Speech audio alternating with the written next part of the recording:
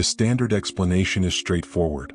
In the late 1800s, America and Britain experienced a railway construction boom. Hotels were built in anticipation of future growth. Tourism would follow infrastructure.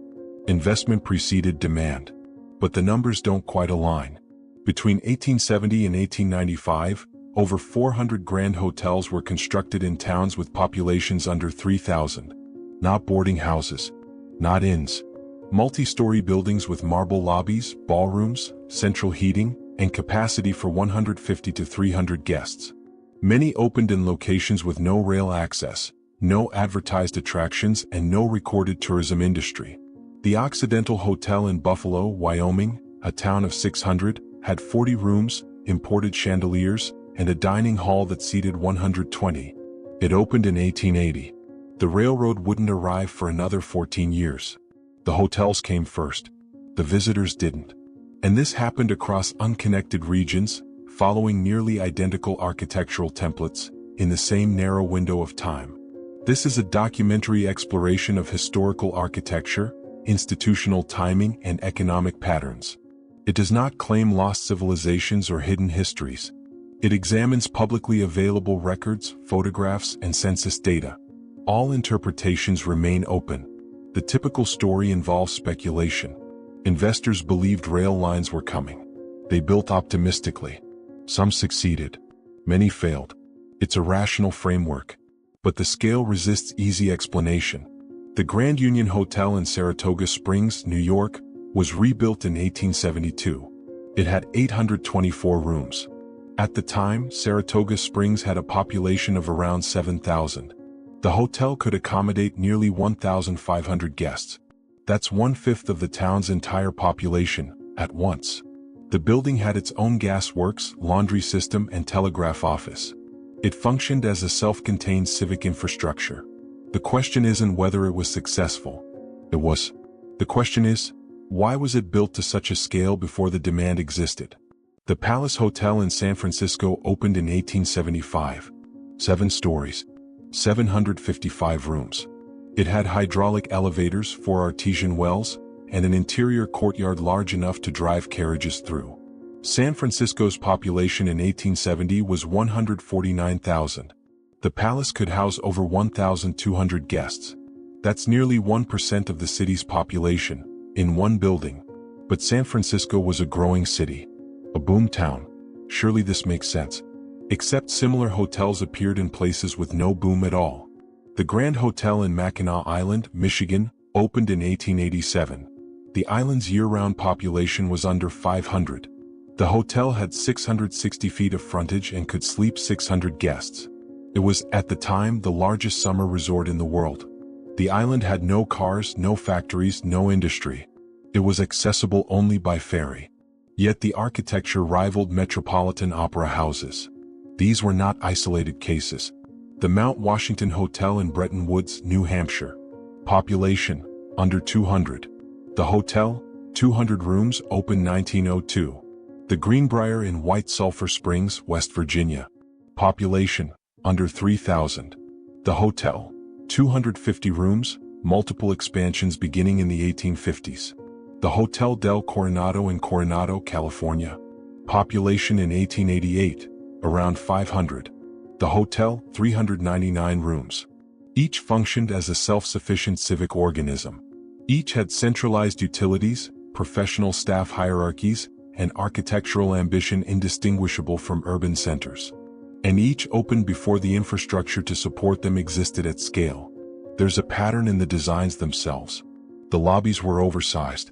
Ceilings often exceeded 20 feet. Ballrooms were built with capacities that dwarfed the population of the surrounding towns. The Hotel Jerome in Aspen, Colorado, opened in 1889 in a town of 1,300 people. It had a ballroom that could hold 400. Even if every resident attended, there would still be room. The plumbing systems were advanced for their era. The Antlers Hotel in Colorado Springs, built in 1883, had running water and central heating in a town where most homes still used outhouses.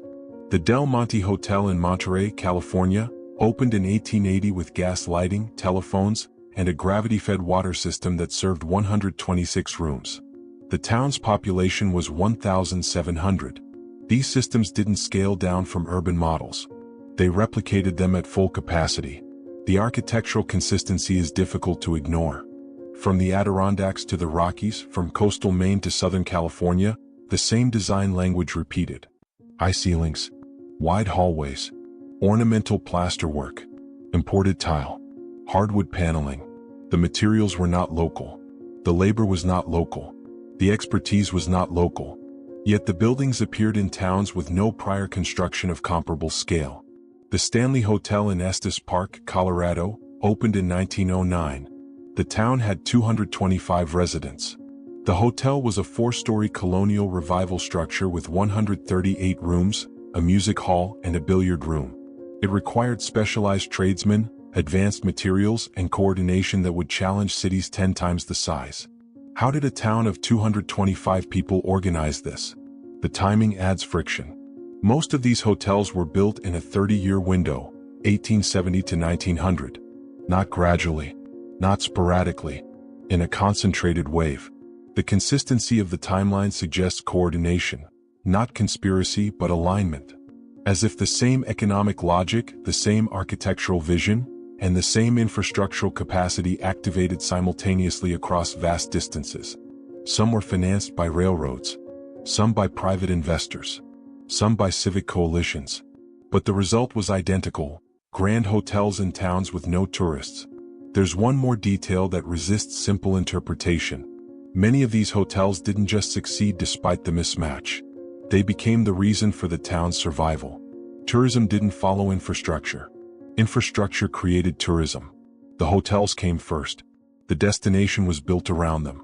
The Broadmoor in Colorado Springs. The Homestead in Hot Springs, Virginia. The Balsams in Dixville Notch, New Hampshire. Each became the economic engine of its region. Each reversed the expected order. The towns didn't grow hotels. The hotels grew towns. And that inversion, infrastructure before need, capacity before population, architecture before purpose, is what makes the pattern unsettle. Because if the hotels were speculative, the speculation was almost supernaturally confident. The pattern wasn't limited to hotels. In 1817, New York State began construction on the Erie Canal. It was 363 miles long. It connected the Hudson River to Lake Erie. At the time, the regions it passed through were sparsely populated. Western New York had fewer than 100,000 residents spread across hundreds of miles. There were no cities, no industrial centers, no concentrated demand for a canal of that scale. Yet the project was designed for capacity that wouldn't be needed for decades. The canal was 40 feet wide and 4 feet deep. It could accommodate boats carrying 30 tons of cargo. Locks were built every few miles. Aqueducts crossed rivers. Stone bridges spanned valleys. The infrastructure assumed a volume of traffic that didn't exist when construction began. It took 8 years to complete. By the time it opened in 1825, the population still hadn't caught up. But within 10 years, the canal was operating at near capacity. Towns appeared along its length. Buffalo grew from 2,095 people in 1820 to over 18,000 by 1840. Rochester went from 1,500 to 20,000 in the same period. The infrastructure didn't respond to growth. It induced it. The same logic appeared in Britain. Between 1830 and 1850, over 6,000 miles of railway were constructed across England, Scotland, and Wales. Much of it passed through rural areas with populations under 1,000 per square mile. Stations were built in villages that had never seen mechanized transport. Viaducts crossed valleys where foot traffic was still the norm. The Settle-Carlisle Railway, completed in 1876, ran through the Pennines, one of the least populated regions in England. It required 325 bridges and 14 tunnels. The Ribblehead Viaduct alone used 1.5 million bricks and took 4 years to build. The nearest town, Settle, had a population of around 2,000. Why build infrastructure of this magnitude in a region with so few people? The official answer: anticipation. Rail companies believed population would follow. They were correct. But the scale still feels disproportionate. The overbuilding extended to storage and utilities. In the 1880s, grain elevators began appearing in Midwest towns with populations under 5,000. These weren't small wooden silos. They were concrete and steel structures with capacities exceeding 100,000 bushels. The Great Northern Elevator in Buffalo, built in 1897, could store 2.5 million bushels. Buffalo's population in 1900 was 352,000. That's enough grain storage to feed the entire city for over a year. Why design for surplus on that scale? The standard explanation involves exports. Grain was shipped east, then overseas. The elevators were nodes in a global supply chain. But the capacity still seems excessive, especially when similar structures appeared in landlocked towns with no direct access to ports. The Superior Elevator in Duluth, Minnesota, built in 1881, could hold 1 million bushels. Duluth's population in 1880 was 3,483. The elevator's capacity exceeded the town's entire annual agricultural output by a factor of 10. Water systems followed the same pattern. The Croton Aqueduct in New York, completed in 1842, could deliver 90 million gallons of water per day. New York's population in 1840 was 312,000. That's nearly 300 gallons per person per day. Modern usage averages around 80 to 100 gallons. The aqueduct was built for a city 3 times the size.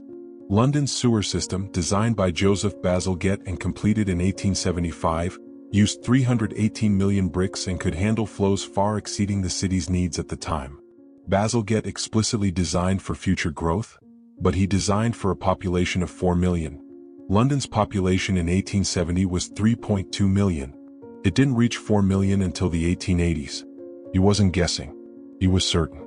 There's something else. Many of these systems used nearly identical administrative frameworks: canal commissions, railway boards, waterworks authorities. Each operated with standardized regulations, hierarchical oversight, and documentation protocols that mirrored each other across regions. The language in the charters is strikingly similar. Terminology, bureaucratic structure, accounting methods, as if copied from a shared template. The Erie Canal Commission's records from 1817 use phrasing nearly identical to the Thames Conservancy Board documents from 1857, despite being separated by 40 years and an ocean. This could be convergent evolution. Institutions solving similar problems tend to develop similar solutions.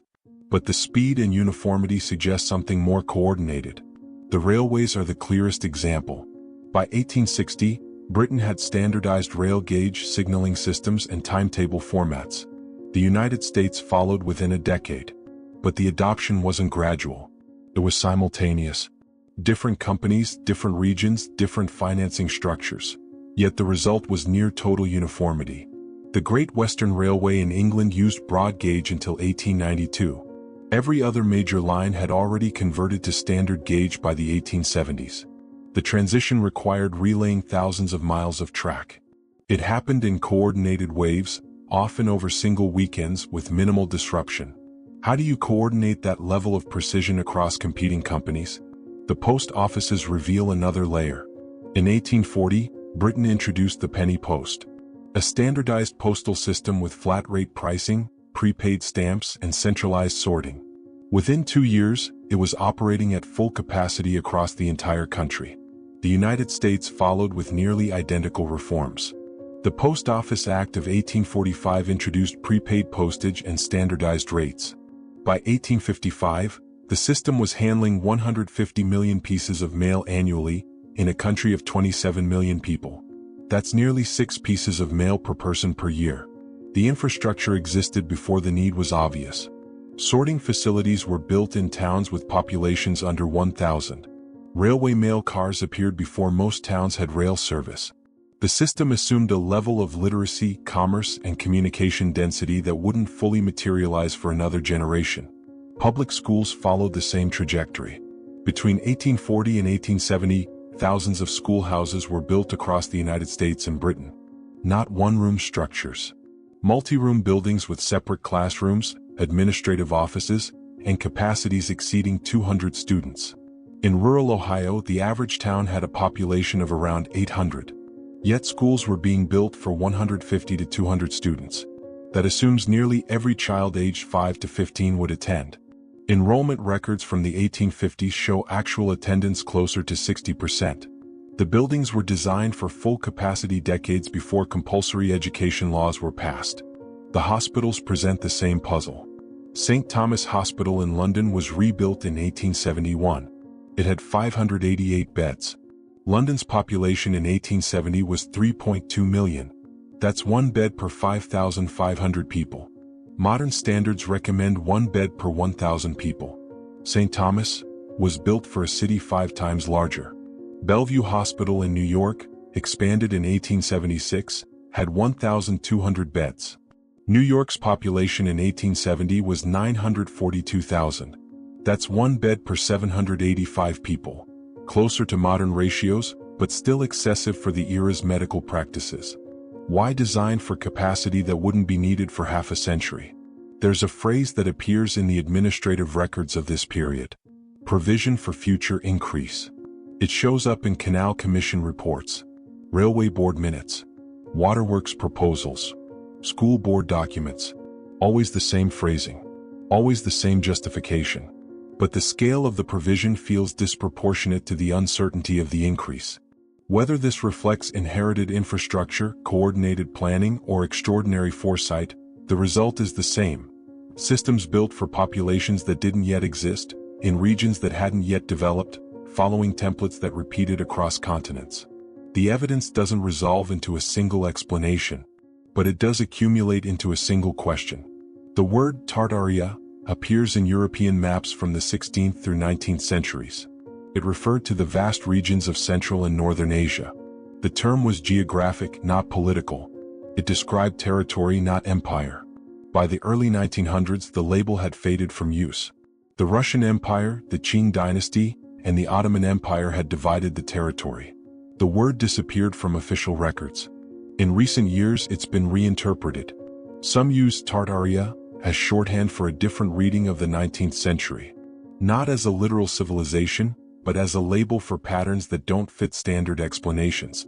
Infrastructure that arrived too early. Architecture that feels too coordinated. Systems that appeared too suddenly. The hotels, the canals, the railways, the schools, they become evidence not of speculative investment but of something inherited, or adapted, or reused. There are 3 ways to interpret the pattern. The first, optimistic speculation. Investors, planners, and governments believed in future growth and built accordingly. They were right. The infrastructure induced the population it was designed for. The scale feels excessive only in hindsight. The second, inherited infrastructure. The buildings, the waterworks, the rail beds, they weren't built from scratch. They were restorations, expansions, or adaptations of pre-existing systems. The 19th century wasn't construction. It was reconstruction. The third, coordinated planning. A centralized network of institutions, financiers, and architects operated across borders with shared templates, shared goals, and shared timelines. The uniformity wasn't coincidence. It was design. Each interpretation has evidence. None has proof. The grand hotels fit all 3. If they were speculative, the speculation succeeded. If they were inherited, the architecture shows no obvious prior phase. If they were coordinated, the coordination left no central archive. What remains is the friction, the mismatch between capacity and need, the arrival of systems before the populations to sustain them. The word Tartaria has become a metaphor, not for a lost empire, but for the unanswered space between official history and observable pattern. It's a placeholder for the discomfort that arises when infrastructure feels too advanced, too sudden, too uniform. Whether the metaphor is useful depends on whether the questions it raises are taken seriously. In 1816, the year without a summer, global temperatures dropped. Crops failed. Populations migrated. Within a decade, the canal boom began. The railway era followed. The hotel wave came next. The timing might be coincidence, or it might be response. Infrastructure built not for growth, but for survival. Not speculative, but necessary. The evidence invites examination. The patterns resist dismissal. The questions remain open. And the grand hotels, built in towns with no tourists, designed for guests who hadn't yet arrived, still stand.